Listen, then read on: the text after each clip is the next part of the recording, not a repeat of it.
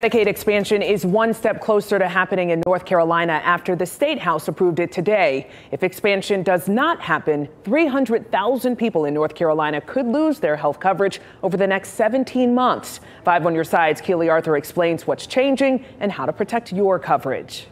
We are just in front of the Wake County building where folks come to get their Medicaid services.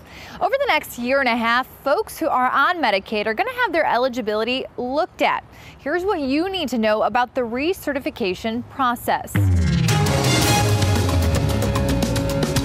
Arthritis is vicious. Rosa Little was just 35 when her arthritis became so severe. She started losing her ability to walk. She eventually left her job and turned to her children for help. And we said, Mama, we'll take care of you. You know, all 8 of us got together and we said, we'll take care of you. Little started getting health coverage through Medicaid. Her son, William, said it made all the difference. Without it, we would have been a family lost by 1988. 300,000 people in North Carolina could be on the verge of losing full Medicaid coverage as a pandemic-era provision ends. There were built in these protections where states were given extra Medicaid dollars, but in return, they were prohibited from terminating almost anybody. But that's ending. And starting April 1st, everyone will have their Medicaid eligibility reviewed. One of the ones we're most worried about are people who are terminated for procedural reasons. They're terminated because DSS could not get a hold of them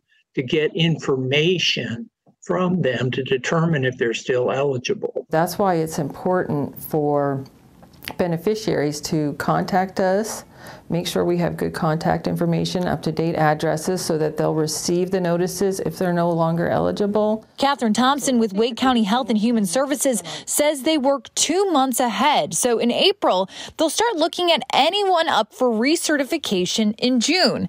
In May, they'll look at July and continue on like that for a year until everyone's eligibility is checked. You're going to get these forms from DSS, and this time it matters whether you respond to it or not. The last few years, you could throw it in the trash can and it didn't affect anything.